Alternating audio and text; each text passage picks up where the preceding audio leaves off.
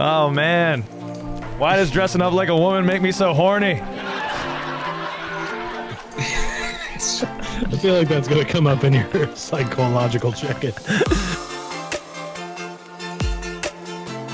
Welcome, everybody, to Court Cousins, episode 46. My name is Kyle. I'm joined, as always, by my co-host, my cousin, the handsome, the dashing, Jason, the Peach. This is a big show, Peach. This is our first, well, not our first, but in this iteration of the Court Cousins, first digital show, first Texas Peach show. How you doing over there? It's a big show. It's a big show because everything's bigger here. That's true. So that's true. You will learn. And in this big show, we're of course going to check in with each other. We love each other. We care how we're doing. Check in with your people in the psychological check-in. We'll scour the interwebs for your interesting posts about our beloved Orlando Magic. We are going to take you to the Court Cousins draft dating show, which is going to be weird. We'll do some more playoff talk, and then we'll finish it off. Don't go anywhere. You scallywags, you scoundrels, you beautiful second cousins. Stick around for the large ending.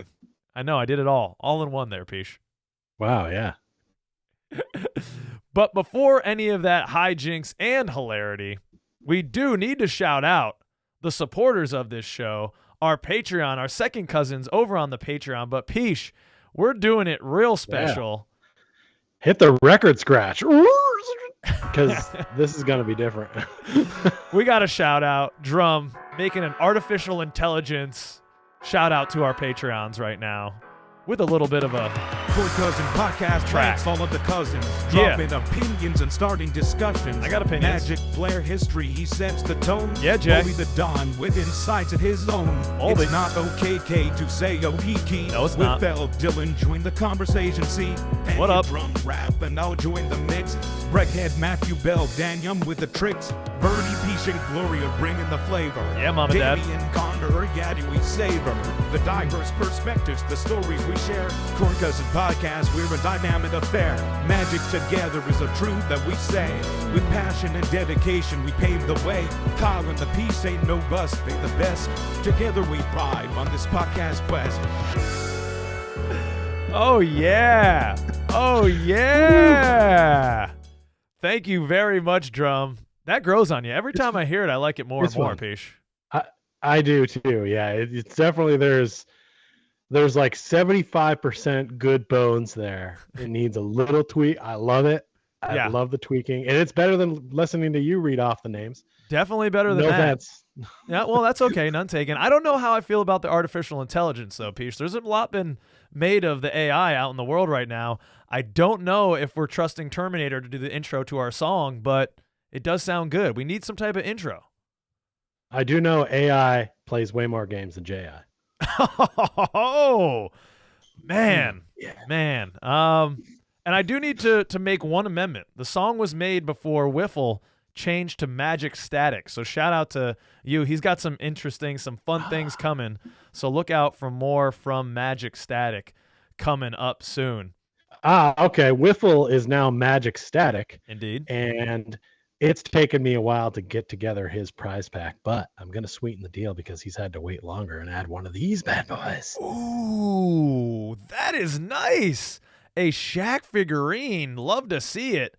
And as I'm glad you love to see it because I got one for you too, buddy. Oh, yes, Peach. I love you so much, buddy. Thank you. You're a gentleman. You're a scholar.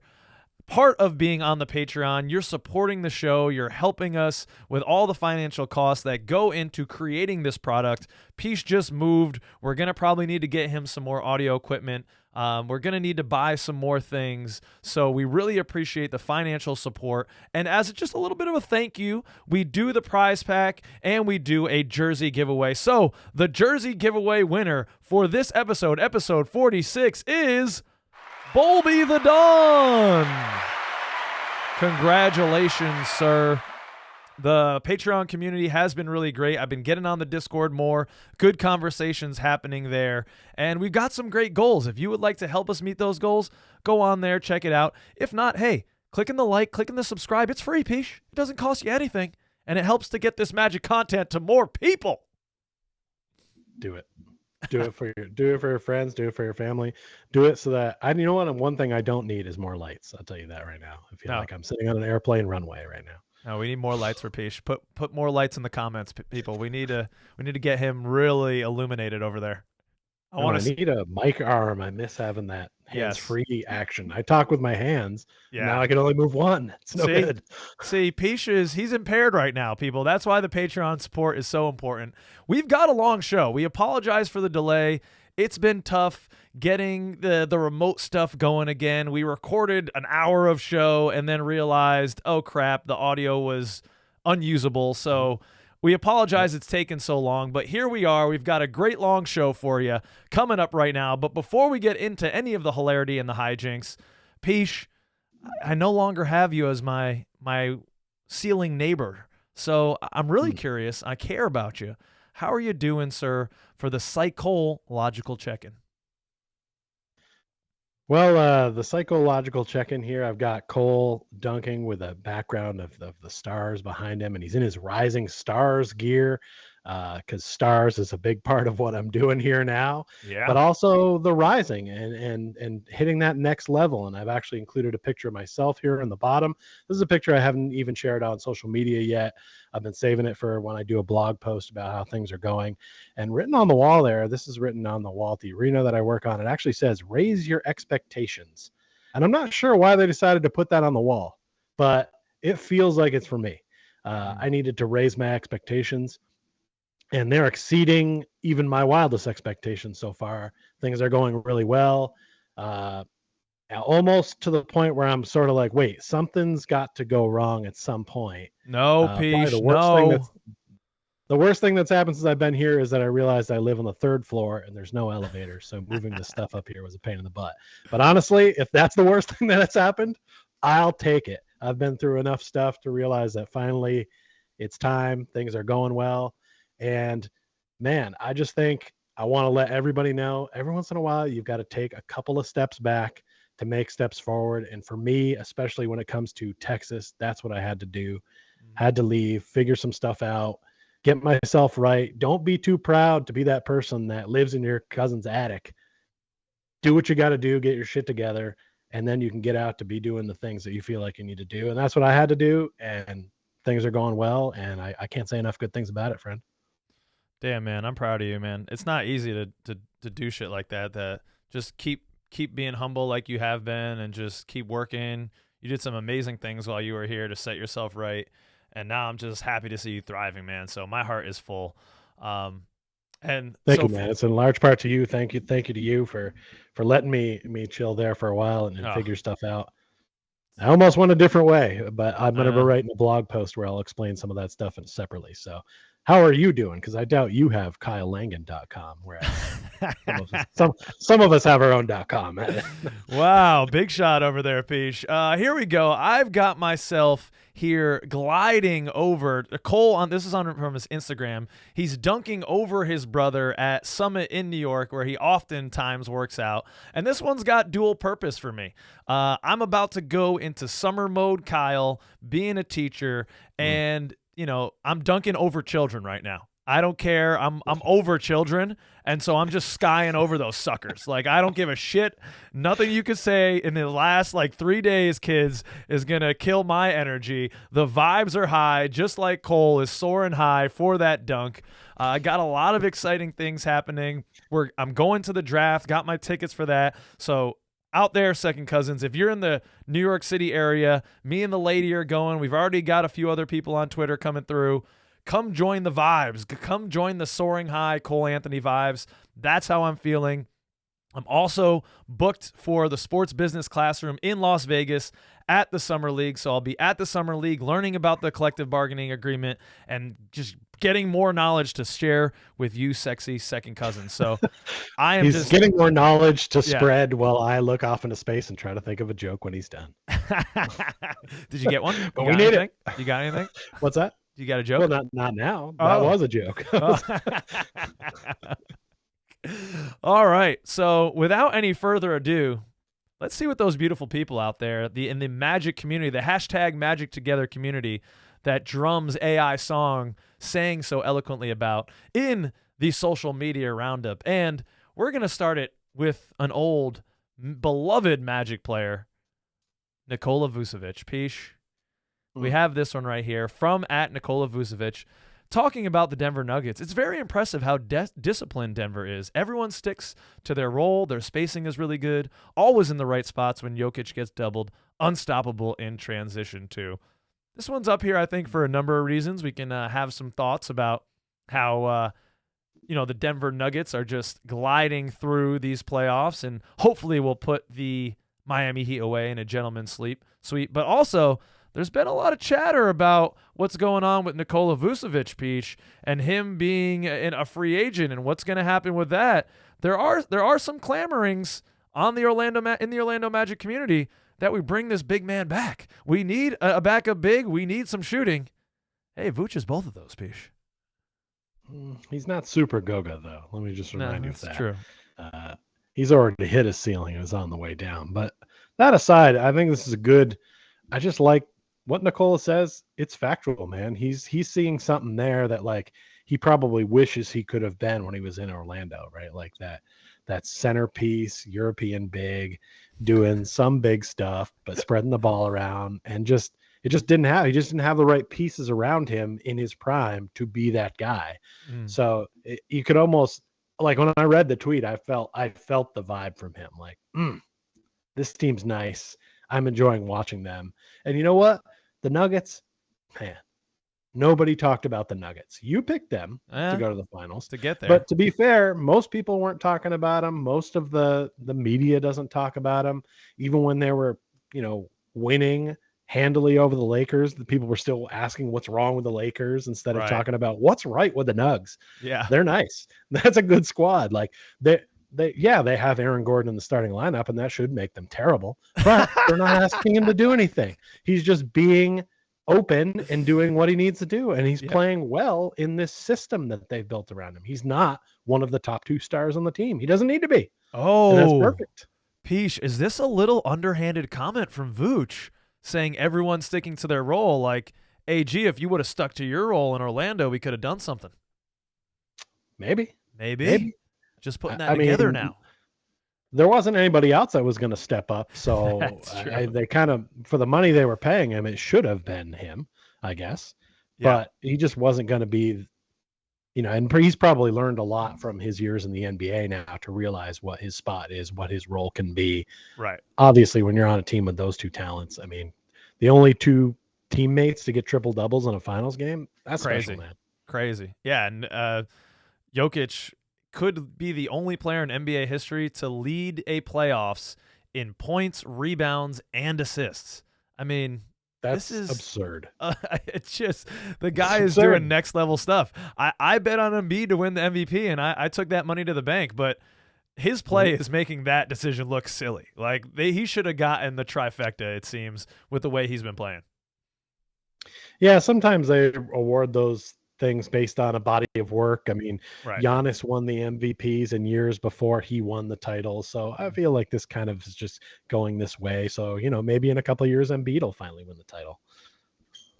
So we're going to do a lot of draft talk in this episode, ladies and gentlemen. I mean, the Court Cousins dating show is something, I don't know if I'm proud of it yet, Peach, but let's do a little bit of chatter. Let's do a little bit of chatter about the NBA draft right now with this post here from The Magician. The 2023 NBA draft is the perfect draft to have 2 lottery picks in.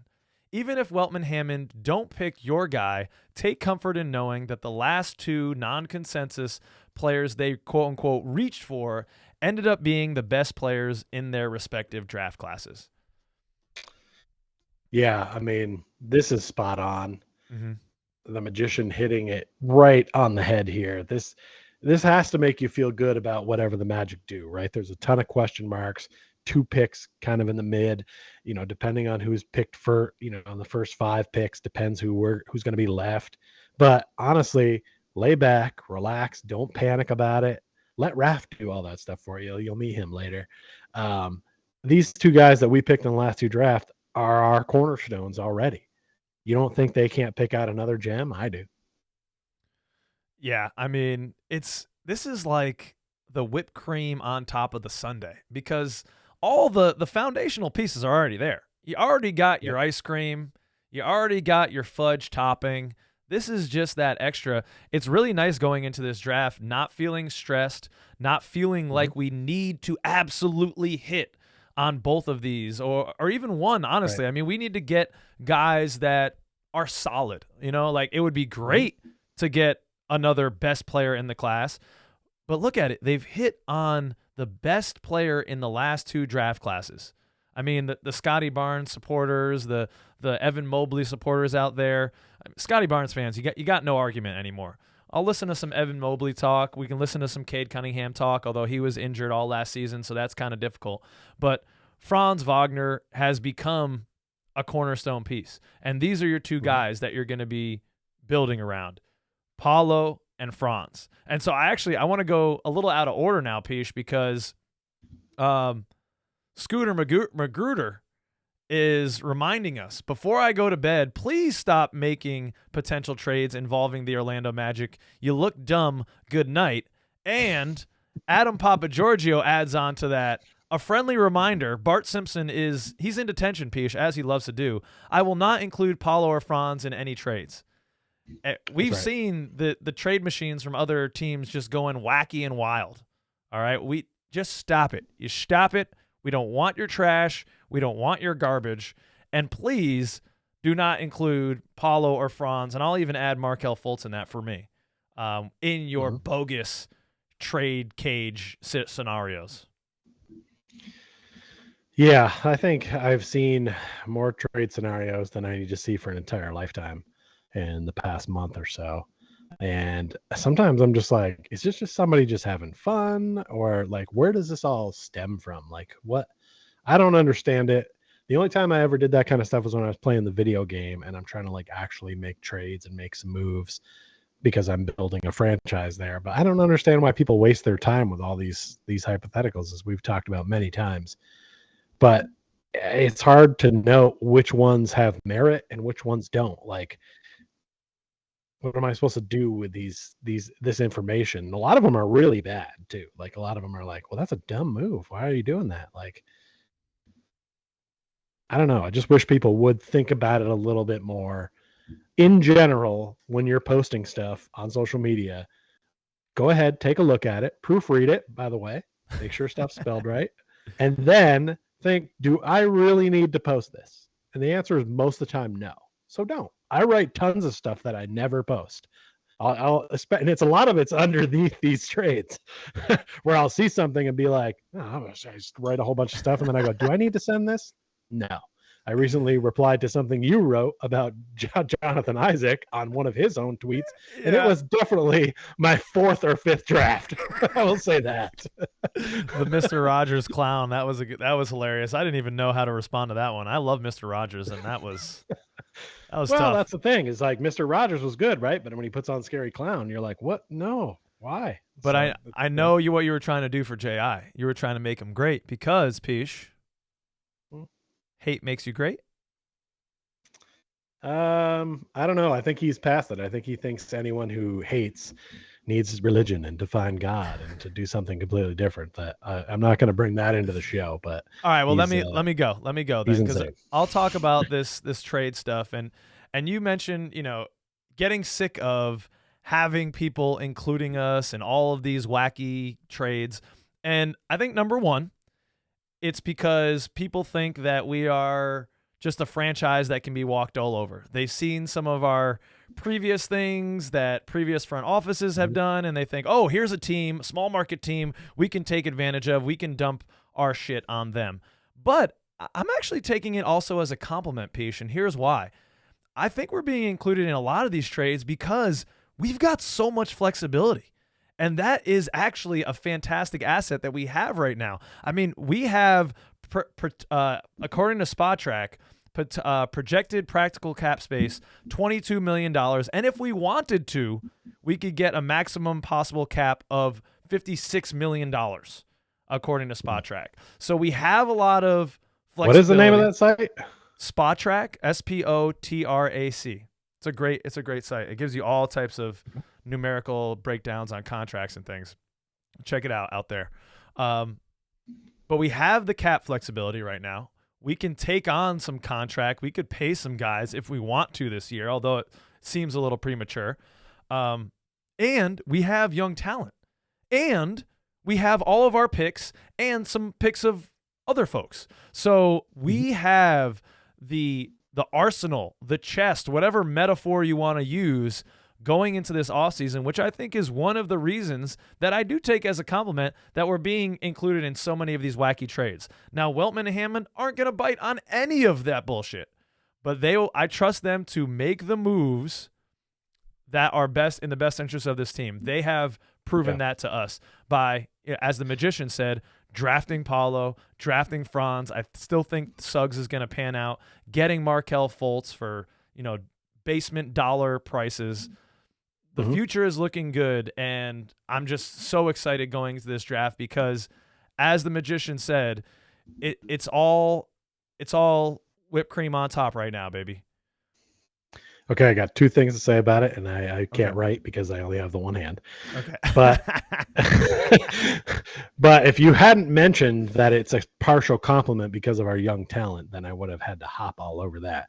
Because I do think it's a compliment that our young talent's there, because I think a team looks at their draft and goes, if we can't draft a better player than these young guys on the Magic, maybe we can make a trade and still kind of bring in a young guy, but somebody who's talented, who we already know is good. So I'm with you on that.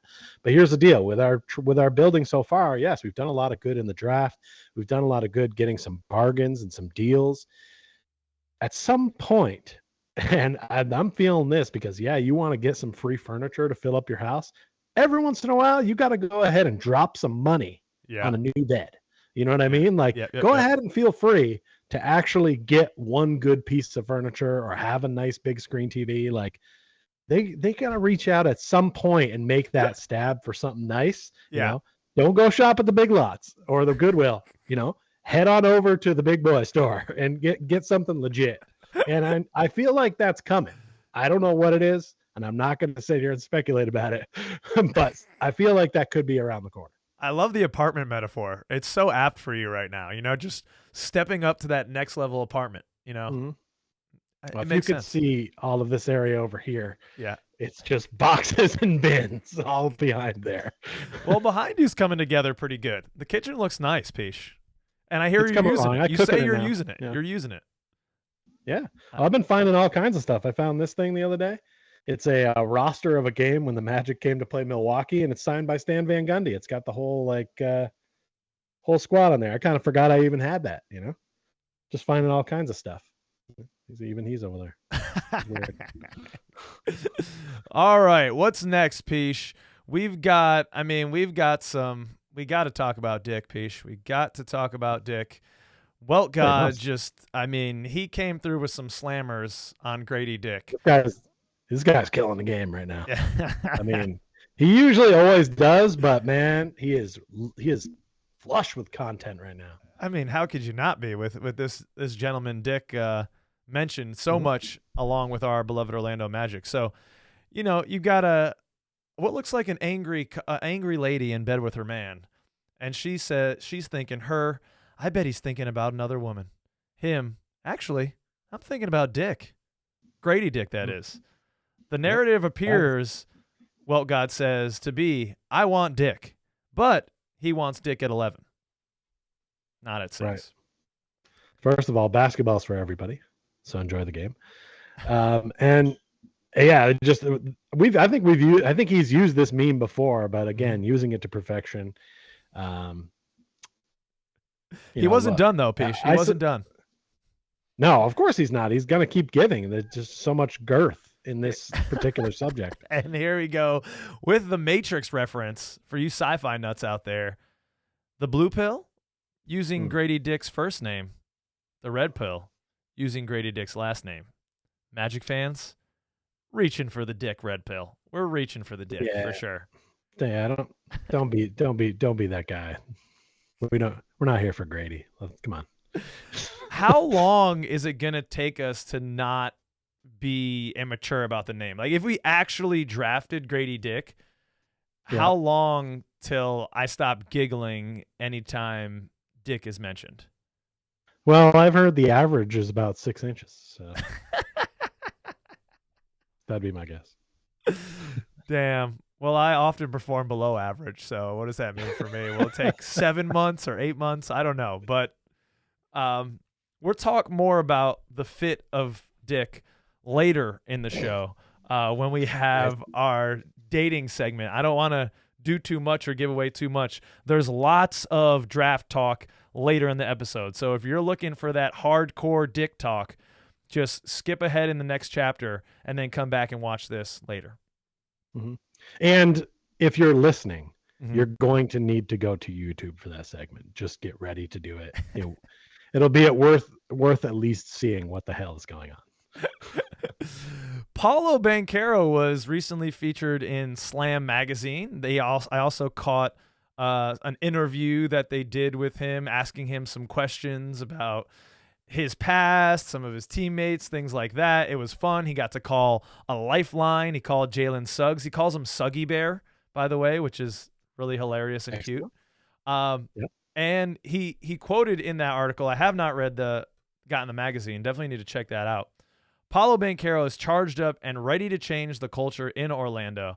The Magic's rising star opens up about his impressive rookie season and looks ahead at what he and the team want to achieve in the near future.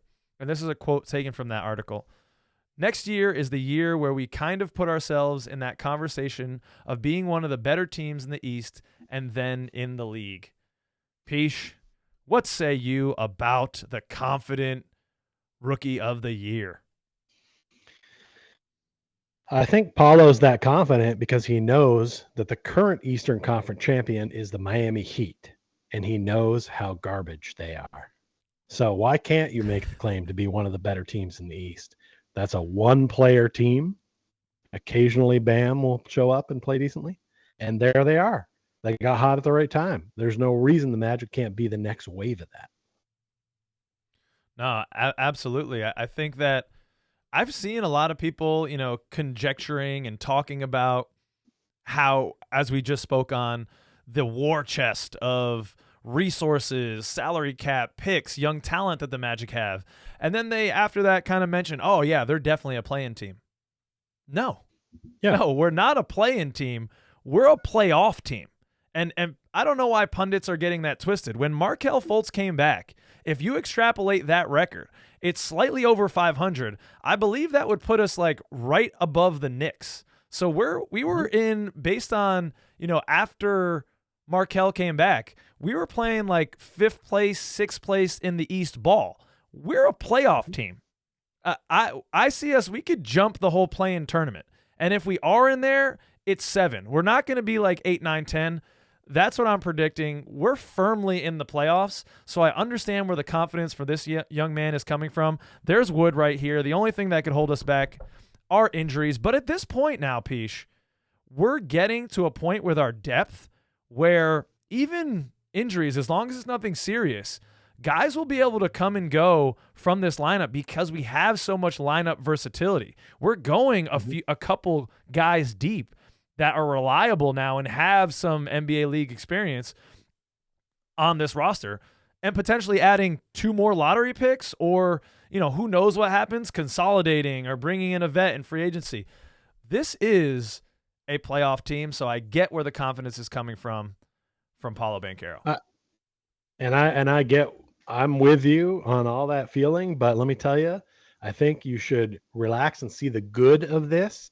Yeah. Continue to let people underestimate us because it will only make our guys work harder to prove that. Also, by the way, an 8 seed is currently in the NBA Finals, so a play-in team can still do stuff. But I agree, we'll be higher. That's the thought process. But also, keep letting that be the narrative that, they'll just be a play-in team. And then I know you're a big better, my man. I was going to say that. Go ahead and bet the over and enjoy the winnings. I was going to say that, Peesh. If you didn't bring up that comment, I am just licking my chops right now, rubbing my hands together diabolically, ready for those Vegas odds to come out. Because if that's really the feeling of people, that we're going to be a play-in team, I believe we're firmly a playoff team. You better believe I'm going to jump on that over day one, and then I'm going to escalate those odds as well. I'm going to take us, 35, 40 wins, hell, maybe 45 plus wins next year. I don't think is a crazy leap at all. I mean, 45 wins, that's, slightly over 500. That's pretty much the ball we were playing. It's realistic. I might even throw a little bit just on 50 just to get frisky with it. Shit, I got confidence in my team. If our main guy, Paolo Banchero's feeling this way, how can you expect me not to? I've got to, baby. Let's go. Man, I miss FanDuel. I'm gonna have to drive to Oklahoma to play some bets. Well, let me know. I'll be your plug. I can put it in for you. You can Venmo me or Cash at me. I know we're you're anti-Venmo. My bad. You can Cash at me the money, and I'll put Don't it in give for them you. free plugs on the show. Yeah. Cut that out. All right, we're getting let's go into some Cole talk because it's the off season, but Cole just always bringing the laughs, bringing the hilarity for all of us. He came through with 2 bangers. First, I'm going to the cup, Peach, because this made me think of you. We have at Baba SnatcherX. I don't know what that's all about. He says, I love slurping the bev out of my at Cole Anthony cup. And Cole Anthony retweeted and replied, that's enough Twitter for the next 6 months. And then another one, people know they love interacting with Cole because, there's a chance that Cole will respond and have fun with it. He has another one here. At F1 Star 1 says, you already know what I'm going to do with my Cole Anthony socks. And he has 2 licking emojis. And Cole says, bro, what you going to do with those socks? ... A little scared. So, Peesh, did you ever whack off in a sock? No, actually, I don't understand how the physics of that. Yeah, it's like a cliche. That's kind of been like the standard cliche that young men will send their children that have evacuated their phallus, their Grady Dick, if you will, into a sock. But there's been very few times when I've been in that desperate a situation where there wasn't just some nice, tissue around. Something, an old shirt, something. I mean, there's a lot of other options here. Those are nice socks, though. Those are nice socks. And do you have the cup? Wouldn't use those for that. No, hell no. Those are nice. Those are game day socks. What about this cup piece? You slurping out of that cup? You have a Cole? I do have that cup. I think it's in one of these bins over here, but I do have that cup. I've been using it. I was using it to keep pens in, but I might slurp out of it. Yeah, it's a good cup. Peach is he's a big what should I call this? Ephemera guy? It's not really ephemera.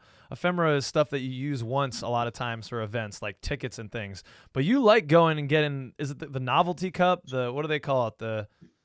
Just picked this one up at the Rangers game the other day. See? 50 years of Rangers back then. See, I'm not lying to you, people. This is... Well, if you're getting a drink there and they can put it in a souvenir cup for a couple bucks more, why not? The souvenir cup. I got a great collection. That's what it's called.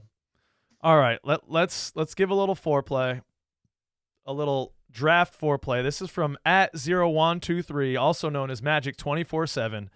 He compiled in this beautiful document all of the 2023 draft boards, and you can just see he has 1, 2, 3, 4, 5, 6, 7 different outlets, including ESPN, Tankathon, The Ringer, and all of the different mock drafts, who they have going at various positions. They don't even include the first pick on there. But from there on, there is a whole bunch of variable. And we're, of course, focused on the 6th and the 11th pick. But for 6, I mean, teams have us picking Asar. There's two outlets that have us taking Cam. There's 2 that have us taking Jarris Walker. One of them got cut off on this visual. Nick Smith Jr. Swish Theory has. And I can immediately never read Swish Theory because although Nick Smith Jr. was praised very highly coming in, from what we saw, I don't think so. Anthony Black, Amen Thompson. There is quite a diversity of who these outlets think we're going to pick. And then the same thing at 11. 4 of them have us taking Case and Wallace. Grady Dick is one of them, Nick Smith Jr., and G.G. Jackson. So there is very little agreement here, which is going to make for a very interesting draft, Peach. I'm excited for this one. As I said, I'm going to be in the building, and I'm open to anything. It could be, you could see the commish coming up and announcing a trade, a consolidation. Who the heck knows? I'm interested to see what happens in this draft. Yeah, I mean, the more and more we talk about it, the more I'm just hoping for a rock, pick, Grady Dick, which is supposed to sound like rock, chalk, Jayhawk, but it didn't quite really. But this is a great way to describe how many variables there are for depending on how the opening of the draft goes. So really, even a casual fan should be interested in picks 2, 3, because 2, 3, and 4, because that's going to affect how the rest of it shakes out. Some of those guys they have us predicted to do I've never even heard of, and I've also never even heard of Swish Theory, so I don't know how valuable a source, but hey, everyone's got a pick, everyone's got a choice. Are we going to have time to do our own mock draft before the draft, or when is the draft? It's coming up, eh? It's the 22nd, so we'll have next episode we can do one, but to help us sort through all of this confusion, there was no one better than we knew than our boy, our second cousin, Big Rafael Perez.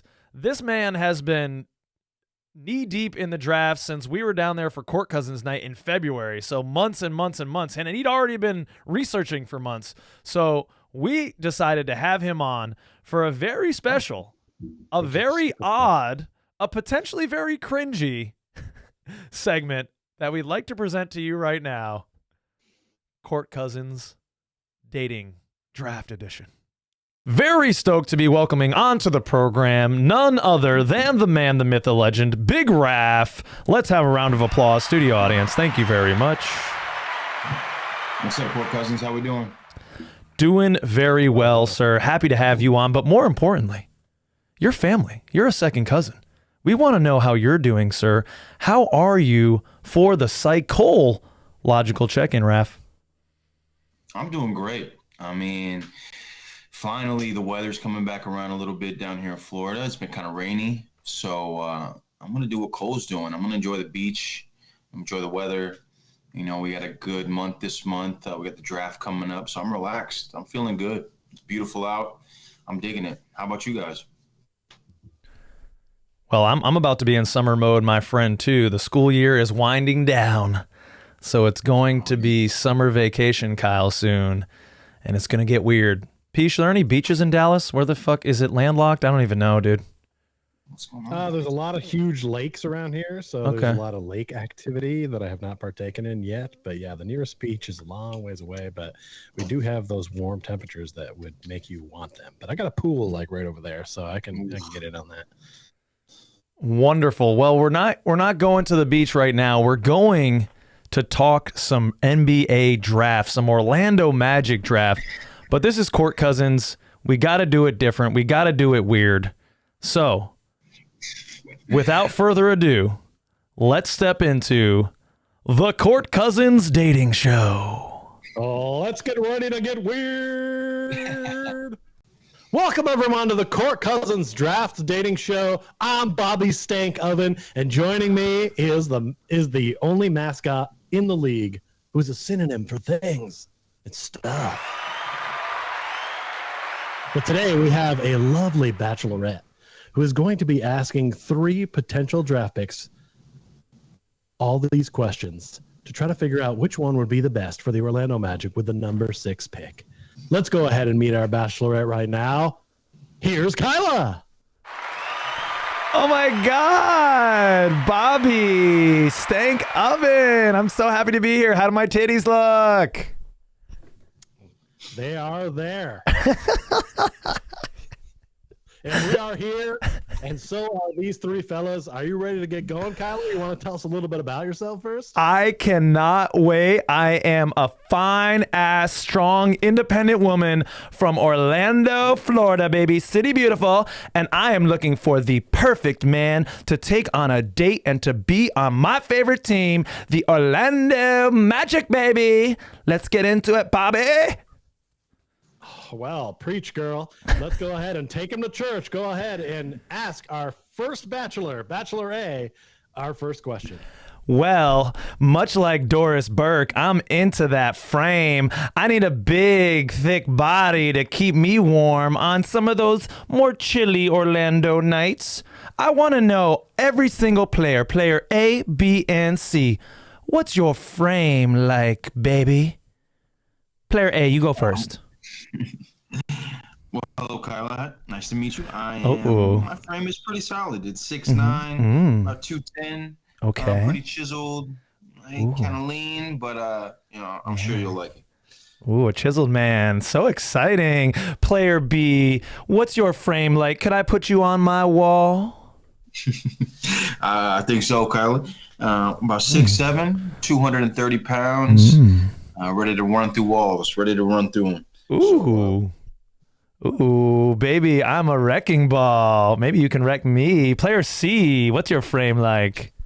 All right. Well, I'm about 6'8", about 190 pounds. I'm not too thick, but I got some speed. So where I lack in one area, I'm definitely make up for it in others. Ooh, slow down, Daddy. You're getting me hot already. Ooh, Peach. I mean, Bobby Stankoven, of course. This is already tough. That sounds like some big, strong men I have to choose from. It is a spicy meatball. I would not want to be in your shoes, Kyla. How about asking the fellas another question?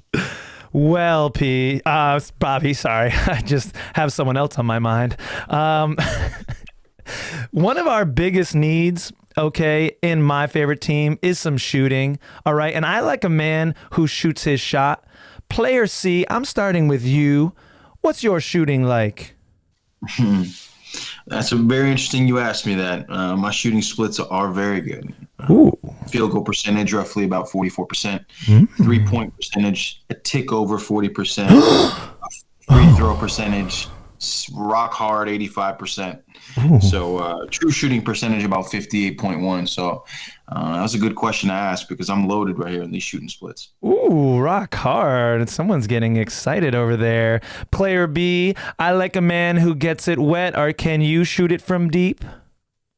Yeah, I definitely got some good shooting percentages as well. Okay. It could have went a little bit better this year. I had a small snag, but field goal percentage, 48%. 3-point percentage, about 34%. Free throw, again, 70%. But, like I said, I make up for that. Yeah, I make up for that in other areas as well. I'll definitely work a lot harder this year than I did a little last year. Ooh, well, I like a well-rounded man, so thanks, Player B. And Player A, can you hit it from deep? Absolutely. Along with that long frame of mine, too, I got a pretty good shooting percentage as well. About 39% three-point percentage, 78% free throw percentage, a solid 38% field goal percentage. So, I can get it in from anywhere on the floor. Whew. Well, man, Bobby, I don't even know what to do right now. These sound like some amazing men. Sure do, Kyla. My God, let me just check one thing real quick. Stuff. Okay. Have we lost our PG-13 rating? He says yes. But we like that we're turning the heat up. Nobody likes the heat more than Bobby Stankoven. So why don't you wait right there in your chair? We'll be right back with more of the Court Cousins Draft Dating Game. Welcome back. We're ready to now go ahead and talk to the gentlemen one by one, get a few little tidbits of information from them. I won't be asking quite as spicy questions. I just want to know a little bit about you fellas. Player A, tell me a little bit about yourself. Well, I'm Sagittarius, born in November 22nd. Like long walks on the beach. Played a little bit of ball in Florida in my time. That's all I'll tell you. Little bit of a local, Bobby. Okay. She seems at least mildly turned on, which is good. Player B, tell me a little bit about yourself. I'm from the Maryland area. I'm born Cancer, born July 8th. So yeah, I like the summertime. So regardless of how well it goes, you can always get crabs with this fella. Crabs are indigenous to Maryland, for those of you who don't know. I have never had crabs, Bobby. I resemble that comment. That doesn't sound right. But you are from Florida, so we're going to let it go. No, You just kidding. bastard. Think of it, I'm a weird guy. Anyway, let's go ahead and meet player C. Tell us a little bit about yourself. Hey, how you doing, guys? From the Midwest, born on November 20th. Scorpio, 6'8", about 200 pounds, rocking ready to go. Ooh, okay. Player C, no nonsense, just brings it. I have such a tough decision to make, Bobby, but I need one more question. Is that okay? Go ahead, Kyla. We want to make sure that you're confident in the player that you choose for the Orlando Magic at the number 6 pick. Remember, that's what it's about, and not you somehow getting with a man. Well, don't I get to go on a date with him too? Sure, but I'm just trying to keep everyone focused. Well, Bobby, I am one sweet piece of ass. So I need to know, players, if a guy is coming on to me, are you going to defend this home turf? What's your defense like? Let's start with player A. I feel like defense is definitely one of my high points. About almost 2 blocks a game, 1.7. And so I definitely like to protect. I like to protect the paint. Definitely switch off so I can. I got a nice long wingspan, so defense is definitely my forte. Oh, you said the naughty word, wingspan. And player B, do you have a tenacious attitude on D? Tenacious is the way I play the game. Absolutely, always a fierce competitor. My statistics aren't necessarily where I want them to be, but definitely I'm always going to play hard. Definitely going to work hard to protect. Okay, thank you, player B. And player C, you know I'm about that D. How about you? Well, I'm about that D too, and maybe I'm not about that D. You go both ways. Okay, hey, I like a man who's open. Well, if you're down for the D, you'll definitely like me. Ooh, a rhymer! What a poet. The defense isn't necessarily my high point, but I definitely keep defenses on their toes. So maybe where I'm not protecting the paint or guarding so well. I definitely work hard in that area. I'm a little bit bigger than what some people think. So defense is definitely something that I could probably work on. He's a shower, not a grower, Bobby.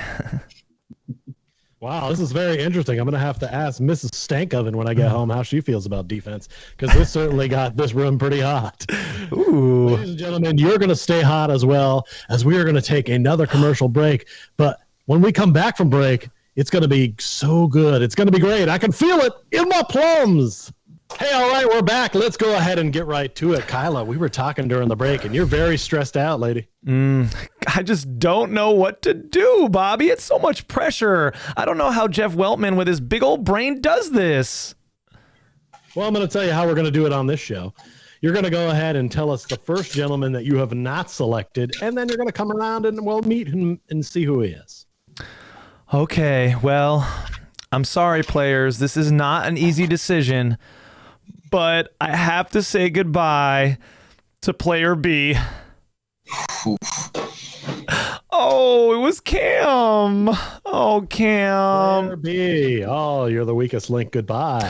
It's Cam Whitmore from Villanova. Oh, you're going to make a team really happy. I'm sorry. Oh, I hate this, Bobby.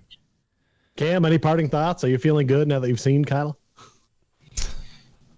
Oh, I'm feeling great. I mean, you know, Kyla's a beast, amazing. Oh, okay, good. I wish I could be a part of it. But good luck to the Magic. What a gentleman. What a class act. All right, Kyla, tell us. Now we've got it down to 2 fellas. Let's go ahead and tell us the fella you didn't select, and we'll meet him. Oh, my God. I am just too much.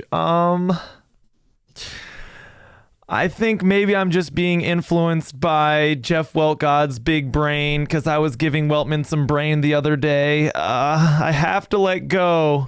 I've got to go with the defensive-minded guy, so I'm sorry, player C. I have to let you go. Who was it? Oh.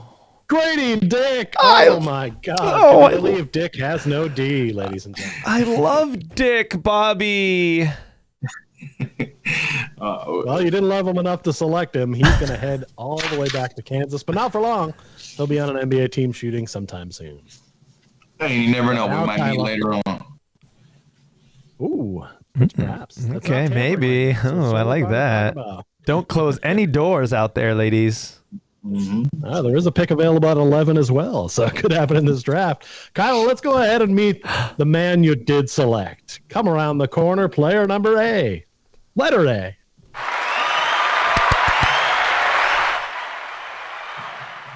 Taylor! Oh my God! Yes! He's so handsome. From UCF, a local product. How excited are you, Kyla? Oh my God, I am so excited. Some of that interior D with that outside wet touch.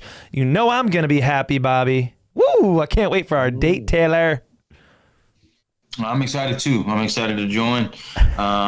Definitely feel like I still have work to do in Florida and can't wait to meet you all the court cousins. Well, we know you already know the cheerleaders because the Orlando Magic get a lot of their people right from UCF. So there might be a little competition there for you, Kyla. But I hope it works out for you. I hope it works out for the Orlando Magic. And I hope it works out for everyone out there. Hey, it's me, Bobby Steak Oven. Thanks for coming. Stay sexy. Okay, well, we are back from the Court Cousins dating show studio. We're going to miss Kyla, but we'll check in and see how that date goes with good old Taylor Hendricks. It was an interesting exercise, to say the least. She was a dirty, dirty girl, let me tell you. Wow. Potty mouth on her. She's for the streets, man. She's for the streets. But it was an interesting exercise going in blind and just hearing the statistics of some of the three guys, Raph, that you selected for this game show. Obviously, there's many more in play. But just blind taste test, as it were. Wow, that came out a little bit bad, but she might be tasting them. Just a blind date test, just with stats, not knowing anything else. I picked Taylor Hendricks because the 3-point shooting is there. He also has the defense, the height, the wingspan. Those are things that Weltman loves.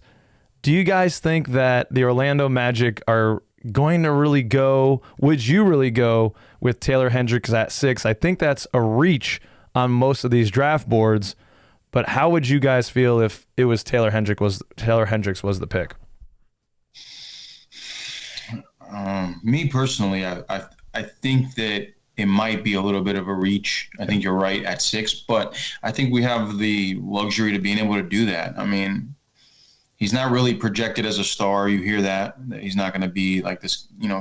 His ceiling may be kind of low, but I think he fits the need that we do need to have. We need to have a guy that can stretch the floor. We need a guy that can switch, that kind of Chuma replacement. Who knows what happens with J.I. We're all rooting for him, but we still going to need some depth at the forward position. And if I can get the depth at the forward position, plus he protects the paint.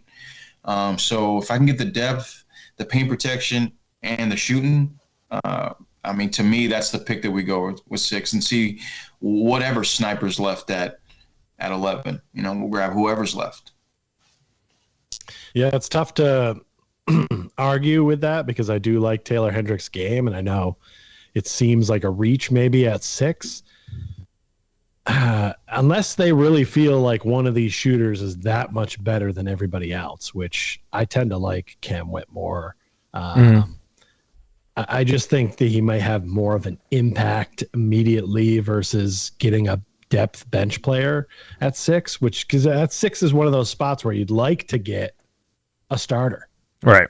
But, because of the positions we already have filled, where does Taylor play? So that's my question is, are we going to spend the 6th pick on bench guy, or are we going to shoot for a possible starter?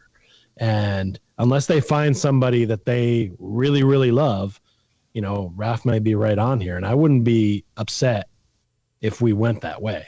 But there's a lot of ways they can go, including packaging picks together, or all kinds of stuff can change. So I don't think they would take Hendricks at 6 right now, personally. Yeah. But I don't know. I didn't know who Franz Wagner was either. So you never know. No, it's a great point, Peach. Is Taylor Hendricks the highest upside guy? I feel like you got to swing for the fences at 6. That's where you're trying to land another foundational piece, not just a rotational guy. And, maybe I'm cutting Taylor a little short on this. Maybe he does have that potential. Didn't watch a lot of his games. I'm sure some of you second cousins out there who are in the Central Florida area were more on top of it. So let us know in the comments if we're crazy. I mean, the dude shot 42% on catch and shoot threes as like a 6'9" forward. I did watch some of the highlights. He stays down. He can guard guards. Like he has defensive versatility, which we know Coach Mosley is going to love. He has those blocks, as was mentioned on the dating show. So it's all there. 6'9" guy, 7'3" wingspan. Sounds like a Weltman choice to me, but maybe the more popular option right now with that higher upside is a guy like Cam Whitmore, also just a stud. He is one of the youngest players in the draft, definitely I think the youngest in the lottery. He's not even 19 years old yet. He, again, also has a monster wingspan. He's 6'7", 6'11" wingspan, so he'd be filling in that 2 guard as opposed to a forward, which, I love Jalen Suggs. I think he's going to be the guy. I think he can develop into an all defensive, maybe even a fringe type of all-star guy. I'm that high on Jalen Suggs right now, but we could do with a little bit more competition at that position. Cam Whitmore, not a slouch on the shot. He shot 40% on catch and shoot threes too. So in terms of being able to play off the ball around our playmakers, Franz, Markel, Paolo, he's proven that he can knock it down, and he definitely brings much more upside than a guy like Taylor Hendricks or even another gentleman who I think was also on the show, Grady Dick, in terms of his playmaking and handle, even though his decision-making at times was a little bit questionable at Villanova. He's not dishing out assists. He was there to score. He didn't even average 1 assist per game. So that's a little bit concerning, but I don't know. Where are you on this, Raf? Well, I mean, I think we're all in agreement with it. Taylor Hendricks. I think his ceiling isn't as high as Cam's. I like Cam a lot, and I think we could see Cam, in the starting lineup. You know what I mean, at some point. But we also had some fantasies about J.I. in the starting lineup last year. Mm-hmm. Whether that's at the 4 or 5 and everyone slides down and we want to see Franz at the 2, you know what I mean? So I think with Hendricks, that's also capable to be able to pull that off. So I think he could play with the starters. I think Hendricks wouldn't be a guy that would just be like a 18, 22-minute guy. I think he'd play, a lot of Cole minutes, like a lot of minutes like Cole, where you're up there most of the game, and especially if his defense is as good as it's looked in college. I mean, he could close games for us. I mean, if his shooting is there, Suggs is shooting. We've seen the clips of Suggs shooting this summer. I mean, we got a solid team all around, So yep. I think he would be a great addition to our team. Plus, the fans would love it. We'd pack the arena. I think it's a good fit either way. Either one of those 2 guys. I'd love to see Cam, but I'd be really happy about Hendricks. Yeah, I think one of the things that we don't really talk about a lot, you talk about all the wingspan and all these numbers and stuff like that, and that's all well and good, and you can see them play there. The thing that we aren't going to get to see is we're not going to get to interview these guys one-on-one and see what kind of mindset they are, because I think that's going to mean a lot to our front office. Is this guy going to mesh in well with our team? Is this guy going to come in and push our guys to try to make that starting lineup, or is this a guy who might accept his backup role and not rise to become the player he could be? Our guys have to figure that stuff out. That's the intangible that we're not going to get to see by interviewing people. I'm convinced that them talking to Paolo Banchero is the reason they knew he was the guy at number 1, because they could tell he would have the demeanor to be able to handle that spot and play that well. And they weren't so sure about the other ones. And I think, honestly, obviously it worked out, but I think that's where it's going to come in. So it's hard to predict which one of these young men has the best mindset of them all. You like to think they all do from what you see on TV, but they're going to get down to those brass tacks. And I think whoever is the best available human being who's going to push to become a great player is available at 6 is who we're going to nab. Well, I have faith in the office. Peach, I think that's absolutely true. Weltman makes a lot of the high character guys. Some guys I've heard that do have very high character and are extremely hard workers are the Thompson twins. Everyone loves how they interview. You know, they're great communicators, it seems, really humble, hardworking young men.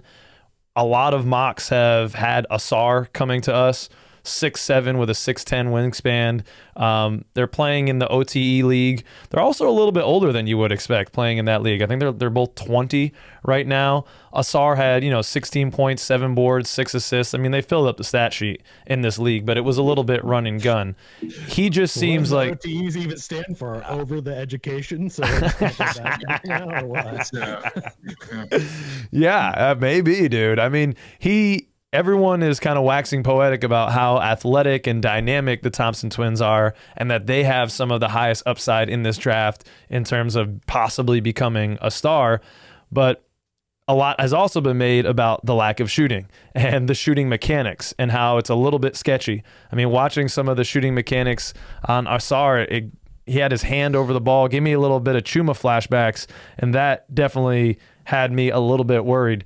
Do you want to take a guy with high upside at 6 who has a little bit more bust potential but could elevate the team in that way? He's going to be a defensive stopper. The team is going to be extremely long with him playing the 2 guard.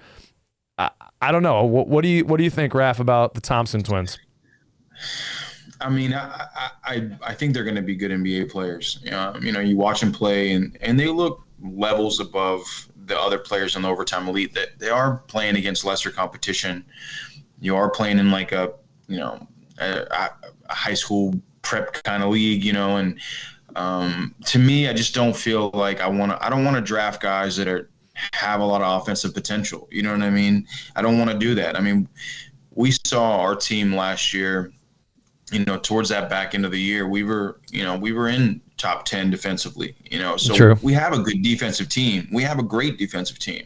And I think our defensive system that we have is something that we have to think about. Like, I think if we can draft these players that you're talking about that have good character, that want to be part of the team, that want to follow what we're trying to push here, all these bell plays, they're going to come join our team and they're going to have to play good defense. That's part of being part of the Magic. We're not going to draft you if you're not going to play good defense. So for me, I'm like, I'd rather get a guy that's going to have, it's a good athlete that you can switch and is going to be able to adapt to our defensive, the defensive game that we're trying to have here. And so I like the Thompson twins, but they got to have the ball in their hands a lot. They're, I think Asar is not as much of a playmaker as a man. So, I got to take the ball out of Franz and Paolo. I think that's the game that we're trying to play. So, although, like I said, I think they're going to be great players. I think they'll be a good fit in Houston. I think they'll be a good fit in Detroit. Asar's a wing. They need a wing. But for us, I don't think that those are a good route to go. I don't want to roll the dice on the 6th pick. I want a guy that's going to come in and impact the team right away. Okay, that's an interesting approach then. You're looking for more of a surefire, maybe a little bit of a higher floor, lower ceiling type of guy that can come in and impact winning immediately. Yeah, because you take a guy like we're talking about Cam Whitmore. If it's between Cam and one of the Thompson twins, I'm taking Cam. You know what I mean? The guy he had a hand injury last year, wrist injury, right? And I think that had something to do with his shooting percentage. Obviously my hands hurt. I'm not gonna be able to shoot the ball the way I want to.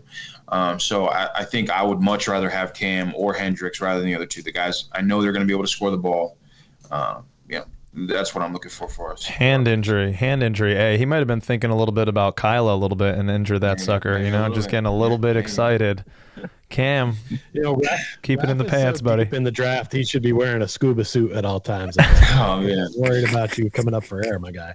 But once you're so deep in this thing, I want to know, who are some of the players we're not hearing about? We're hearing about a lot of these players from 11 up, right? Anyone who's projected in the top 10 is kind of coming up.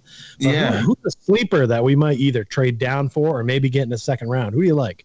I do like Derek Lively. You know what I mean? To average, the guy was averaging over 2 blocks a game in 20 minutes. 5 points a game, 5 rebounds. He didn't play a lot. but he was a highly touted recruit coming out of high school. So, I mean, if we had to trade down, you know what I mean, and we picked Lively up, I definitely wouldn't be mad about that at all. Obviously, Jordan Hawkins is someone that I feel like if Grady's not there and he's the other sniper that I'm talking about, UConn, baby. He adds a dimension to our team that we've never had. You know, this guy, I mean, since probably JJ Redick, but a guy running off a million screens, but he can do more than that. He can put the ball on the floor. You know, he's got a little bit of a mid-range game. You know, he's got a little bit more of a handle ISO game, if you want to call it that. I wouldn't call it an ISO, but more than Grady Dick, you know, for sure. So in my mind, I mean, I kind of like Hendricks a little bit better, you know, just for the way he runs off screens and Hawkins plays without the ball. Just remember that our team has had some dimensions in the past, like when we had Dennis Scott, aka 3D. Yeah. So this guy wants to hit 4D, and I like that take. Is there anybody else that you feel like is worth mentioning at this point? I like Jarris Walker a lot too. I think the guy's. I think he's going to have a similar impact, I think, as like a Draymond, but with a better shot. He's going to come in for his defense. He's a big body, but he can put the ball on the floor too. So I think, you know, if we don't get Hendricks and we get Cason Wallace, or if we get not Cason Wallace, but if we get him instead, then I feel like it's going to be in the same situation as we were. You know, if we do pick Taylor Hendricks, another, like I said, stretch four, another guy that can come in and you can still move Franz to the 2 and you can play a huge lineup with Jarris Walker. So he's another guy that I like a lot. So it's going to be a good draft. I think it's going to be a great draft. I think it's going to be exciting. So. Jarris Walker is a really interesting prospect for us. I mean, he's also a forward. If we take I don't know if Jarris Walker is going to be there. A lot of people have him mocked 5 to the Pistons. So we'll see if he's there. But if he is, and we take either him or Taylor Hendricks, the writing that was on the wall is now spelled out in ecstatic ink that the front office is kind of moving on from Jonathan Isaac, I would say, if we're drafting at that 4 position. And you can't really blame him. You just hope that, I don't know, I'm sorry, that voice in the back of my head is still fucking gnawing at me, Peach. You need to suffocate that little bastard about Jonathan Isaac and the potential he has. Jarris Walker, I love. I mean, both of those guys, though, Taylor Hendricks and Jarris Walker, they give me some of the same problems that Moritz presents as an undersized 5. Like, they're not big enough to play the 5, but, you know, they're definitely well-sized to play the 4. But do we need a 4? Because we already have Paolo Banchero, our best player, is playing the 4, and we may have Jonathan Isaac on this roster, and Moritz Wagner can play the 4, and freaking Franz Wagner can play the 4 if we really wanted. He's 6'10", we forget about that. Chuma Okeke, who knows what's going to happen with him? He's also a 4. I mean, we'd probably be moving on from him. I like Jarris Walker a lot, man. If he's there, he is one of the most intriguing defenders, especially down low. Great help side defender, really smart guy. I think he would fit in fantastic with Coach Mosley and the culture because his defensive instincts are off the charts. He also is his TikTok game. Is it good? Well, I don't know if it's on the dick level, but we'll see. He moves pretty well on the perimeter. I don't know if as well as Taylor Hendricks, but what I really like about Jarris Walker is he moves the ball well. He's got great court vision for a big guy, and that's really intriguing to me. I mean, about 2 assists for a big man. It's about 7 boards, 11 points, 1.3 blocks, and he ain't too shabby from 3. About 35% on only about 3 attempts. I don't know. Jarris Walker is intriguing to me, but for a big guy, he doesn't really seem to finish that well through contact in some of the things that I've seen as one of his areas of growth. So it'll be interesting for me to see where we go with 6. That will kind of tell me internally how the front office is feeling about the depth chart. If we go for a big, then okay, they're not feeling good about Chuma and J.I. If we go for a shooting guard, okay, well, maybe we move on. We see ourselves moving on from Gary Harris and inserting some more competition for Jalen Suggs. So I'm really intrigued for this draft. As a Magic fan, there's a lot of storylines that make this draft really interesting for a spectacle to watch for me. It's been interesting to hear the national media chiming in too, because we have the 6 and 11 pick. A lot of people are starting to consider, what if the Magic trade up? Because there's some teams that are looking to trade down. So there is some option for us to move, and it's cool to watch other people other than just our friendly Orlando Magic coverage, like ourselves included, talking about this situation and coming up with ideas. I think of all the players we talked about today, I think that Jarris Walker is the least likely to end up on our team. I just don't see. I think he'll either be gone, or why wouldn't we just take the homegrown guy? Because to me, Taylor Hendricks feels like a better option versus Jarris Walker heads up. And I think they'd both be there at 6. If they're both there at 6, I'd go with Taylor personally, but that's just my vibe. Raph is literally the middle of the word draft, so you can tell that he's just a T and a T away from being there at all times. If you had to put your money down on who you think's going to take this thing, who are the Magic taking at 6? One final run through. I want to hear from everybody. What is your stone cold lock? 6. Man, I mean, like you said, though, I mean, the draft can go anywhere right now. You know what I mean? Does Portland trade out of 3? Does Detroit want, Cam, or do they want, one of the Thompson twins? If we can have, wow, I'm actually going to switch this up. I think that if we could have who we wanted at 6, I think we would. I mean, I don't know. I hate to say it, but I think if we had who we wanted at 6, I think we get Cam Whitmore. I mean, I really do. I mean, I love Taylor Hendricks, and I think that we do. I mean, it's just it's a toss up for me, between those two. I like Taylor Hendricks, and I do think, but the more we talk about it, man, I don't know. It's hard not to love Cam Whitmore. But yeah, I think that if we had who we wanted, I think we would pick Cam Whitmore. I like Taylor Hendricks' fit a little bit better, but I think that we do pick up Cam Whitmore.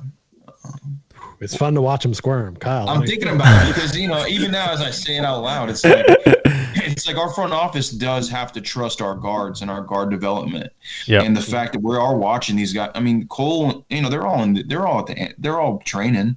They're all at the training facility. So maybe as I say it out loud, maybe I go back to Taylor Hendricks. That's how much of a toss-up it is between the two guys, because I could see our front office watching Suggs play and we're going to trust that him or Cole are going to get into that, at that starting position, and we want to at least offer it to those guys first. I think if we have, actually maybe I will go back to Taylor Hendricks, because we can always package some people. We can package some people and get. I think we can package some people and get a 2 guard if we absolutely need it. I think that'll be the final piece to the puzzle. It can go anywhere, but it's definitely a toss up between those 2 guys. I think Taylor might have a slight edge, just because he's just a typical frame that we pick up. I agree. I'm hungry for breakfast with all that waffling. Yeah, I was all over the place, man. I couldn't. It's hard to pinpoint that they're so talented, both the guys, and I think as Magic fans, we would be super excited for either one. I think Taylor Hendricks would be a great pick at 6, and then he brings that defensive versatility, which Weltman loves. He brings the shot making. I mean, imagine you've got another 6'10" guy who's a knockdown 3-point shooter operating around 2 other 6'10" guys. I mean, playmakers and Markelle Fultz. That sounds pretty damn good to me. And then there's going to be shooting guards at 11. Grady Dick, in a lot of polls, is there at 11, and also Jordan Hawkins. Those are 2 amazing shooters. So if we walk out of this draft with a big who can shoot the rock and play some defense, and a shooting guard who can shoot the rock and play some smart defense, I think that's a win for us. And we'll let them compete and see what happens. Yeah, if I had to go with a lock at 6, I think I've kind of been talked into it by Raph over the course of both of these takes we've done on this episode at this point. I think Taylor Hendricks is a good pick if he's got a good mindset. Some guys sometimes when they stay home, they get distracted by their boys being around, and I'm not going to say they get to Ja Morant levels of trouble, but like sometimes they don't stay focused enough on what they're doing, which is trying in the NBA. And some guys have said in the past, it was good that I moved out of this area or went to another zone because I could lock in. Like there's nowhere else. You can't go hang out with your homies or your family. You just go to the gym. You know what I mean? But if he's the kind of young man that's comfortable with that, he's already been doing that in college, then purely from a game standpoint and everything that I've physically seen and that we've talked about, Kyle's point is fantastic. If you can get the size and the shooting, there's not a ton of that. So take a shot at both. And there's plenty of shooters available at 11, which I also would love to see. So. Yeah. We got a little groupthink happening right now. It looks like we're at a consensus. So let us know where we went wrong in the comments. Tell us how off and moronic our takes are and who the Magic are actually going to take. Something that hasn't been talked about a lot, and I know you want to talk about this, Raph, so I'm kicking it to you. That second round pick.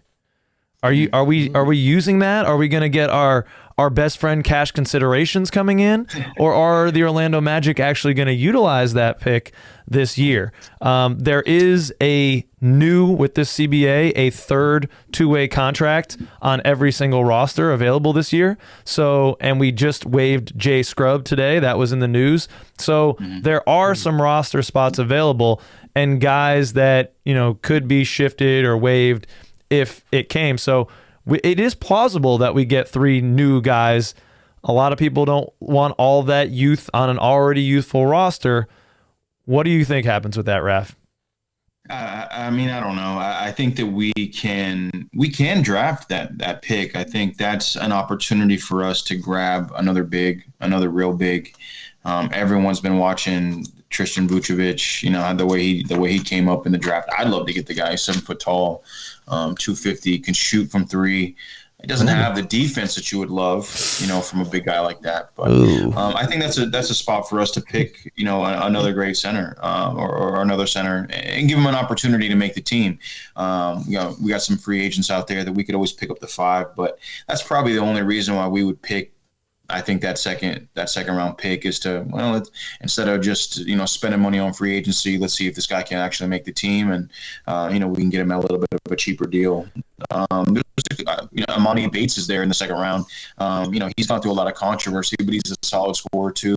I like him a lot. I think if he's available, we would think about it, but I don't think that we're going to, I don't know if we bring in 3 rookies, we do love those cash considerations. So we'll see what happens. Yeah, the more you talk about it, the more I'm unsure that we pick all 3. And I like what we saw from Goga Pish at that backup 5. He has a $2 million team option. It's not a huge hit to just pick up that super Goga $2 million and let him go again as a big 7 foot center. I think he showed some good things, especially on the offensive glass. You love that big man shit. What do you think we do, Pish? Are we making all these picks? You've kind of been in the camp of you don't really think so. Is that where you are today? Yeah, I don't think we make all these picks. I couldn't see us picking 6, 11 and a second rounder. That seems like an easy. If we make 6 and 11, don't plan on. I think the easiest job in the Magic's front office is whoever's the guy who covers the second round and back for draft picks, because he never really has a lot of work. I think we could probably trade 11 if we don't like what's available there. If we pick at 6, I also think it's really probable we just put those 2 together and move up to get who we really like, because there's got to be someone that's gonna be gone before we get to 6 that the Magic might really want enough to just pair those 2 and go up, and then we might make that second rounder. But I don't think 3 young dudes are gonna come in. There's just not space on the roster, although there are some guys that could easily be cut or bought out to make space. So yeah, we still have Michael Carter Williams is there. That's easy to move. That's a team option, so we don't need that. We've got Kevon Harris is on the 2-way. Admiral Schofield got a contract, but that could be pretty easily moved on from. We've also got Chuma. and Bowl there. I think we're going to run back Bowl and give him a shot. But we only have 14 guys on our roster and 1 two-way. So we actually have a 15th spot and 2 more two-ways to potentially fill this roster. That's 3 people. That could be the 3 picks. That second round pick, maybe getting that two-way contract. But Michael Carter-Williams probably won't be on this roster, so there's really very clearly 4. Who knows what happens to Admiral? Could easily be there 5 spots right there. You just kept saying easy to move way too many times for me to let this go. Let me just tell you, it is not that easy to move, especially if it's cross country. Listen to what he's saying, but... You're right. That was insensitive, Peach. I'm sorry. You just moved. You're right. Yes, up 3 flights of stairs, all my stuff. Oh my God, that's the worst. Yeah. All right. We'll see what happens with these guys, man. It's gonna be fun. It's gonna be interesting. It's gonna be really interesting what we do. But I think we could always trade up for Brandon Miller. What do you think about that? Any? Oh man, that's my ultimate selection. If that could happen, that would be for me. I think he might be the best player in this draft long term. I like what I see from him. He just looks like when I watched him playing in college, I thought this guy looks like an NBA player already. He just has that kind of swag about him, and that would be the ultimate for me. But some of these guys might turn out to be better long term, but right now I think he's the best. Yeah, for sure. Yeah, I don't know. I just don't see either Charlotte. Charlotte, they might not take Scoot because of LaMelo Ball being there, and they may take Brandon Miller. And that would be, your replacement for Kelly Oubre Jr. if they don't want to re-sign him. I'm not exactly sure what his contract is, but that's a similar type of player, in my opinion. And I just don't see Portland, if they want to win with Dame, they're not going to trade with us for that 3rd spot. Because what can we give? We can give you more draft capital and young players, and Dame wants a veteran player. So they're really looking to trade that pick and bring in a veteran guy. We can't provide that. We're not obviously going to get rid of any of our foundational guys. It's a nice thing to think about, and it's within the realm of possibility. Just don't see it happening. Agreed. But there are many. It's almost like the what's that in the Marvel universe? They got all the different the parallel universes. Yeah. So it's like that in the amount of possibilities of what could happen on draft night. What do you think is going to go down? Do we make all the picks, ladies and gentlemen? Do we package? Do we get our boy cash considerations in the 2nd round? Let us know in the comments what you think. Raph, thanks so much for stopping by, homie. It's always great to get your insight on this and any other things related to Orlando Magic, sir. Peace out, homie. I appreciate you guys, man. You guys give all the Magic fans a good outlet, man. And, it's glad to be a part. I'm glad to be a part of it, man. I appreciate both of y'all.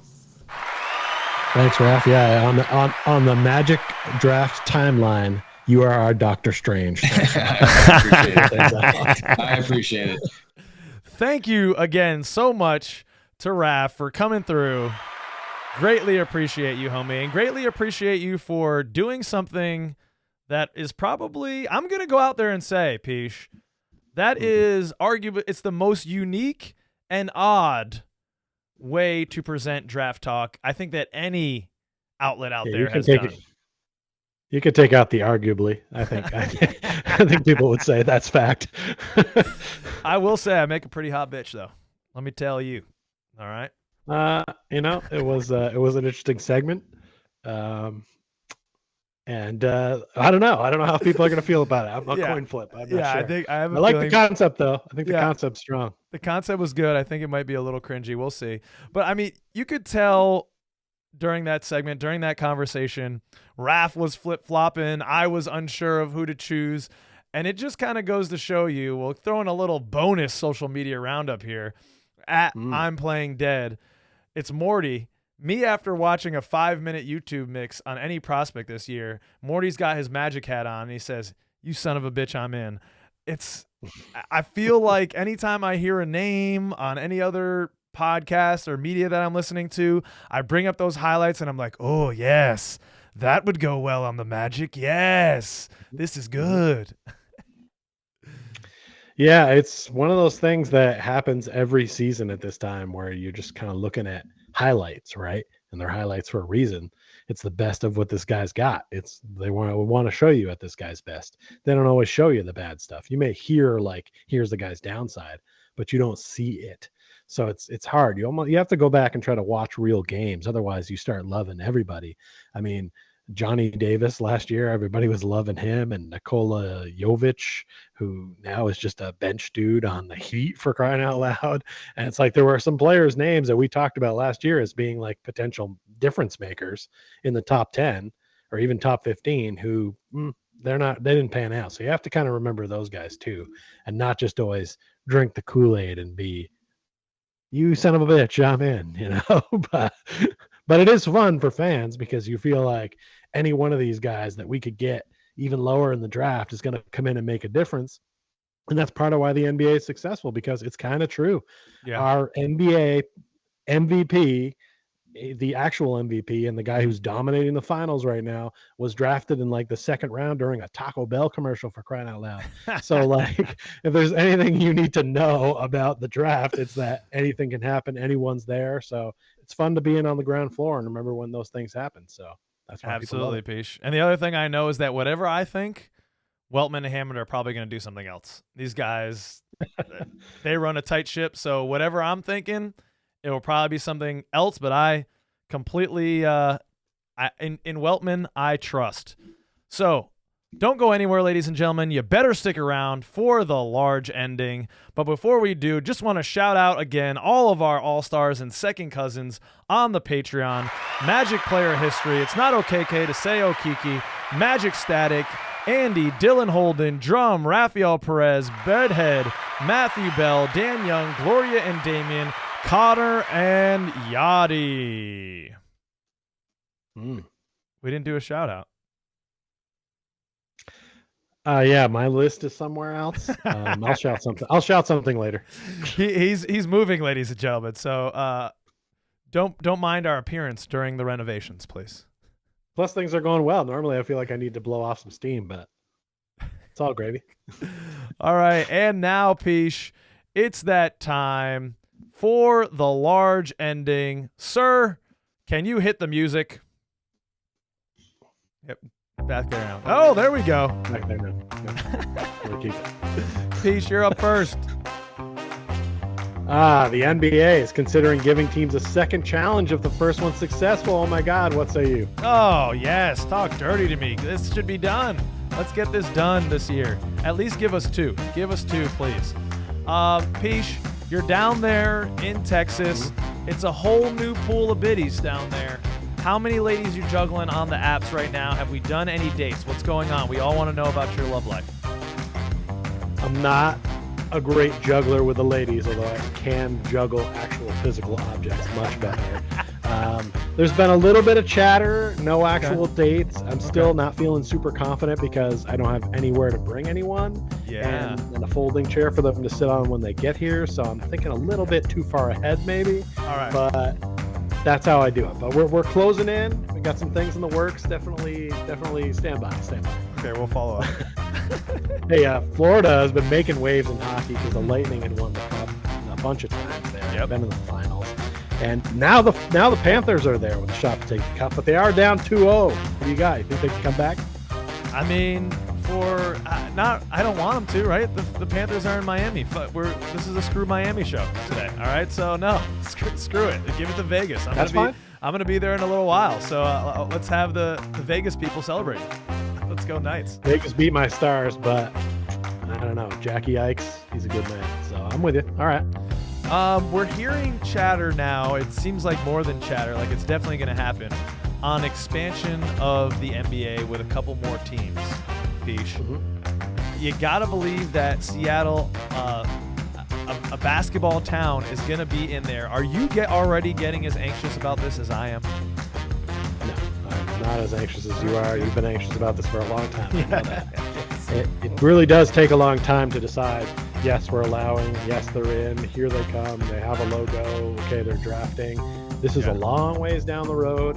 We should have already cashed in with Paolo by the time they would even be a franchise and then have money or cap or be allowed to get him he might end up there at the end of his career. In his twilight We're getting years. the good years, baby. We're getting the good years. All right, thank you. Relax. Thank you, Beach. I needed that. Okay. Shoot. Hang on. All right. My screen just ran out. Can you just read? What did I have? The stars at night are big and bright. Deep in the heart of Texas. What does that mean? That's like a thing they do here. Oh, okay. I told you I was going to shout later. I fooled you. I could see it the whole time. Oh, you bastard. That was good. That was good. Peach, on a scale of 10 to 10, how much do you miss me? Yes. On a scale of 10 to 10. Wow. There's so much wiggle room. Yeah. Well, I'm going to have to go with 10. Okay. It's a perfect Good. 10. Yeah, thank you. I do miss the antics and hearing you. And we don't. I have no one to talk Star Wars with yet. Yeah. Nobody here gives a shit about the Orlando Magic. So that's weird.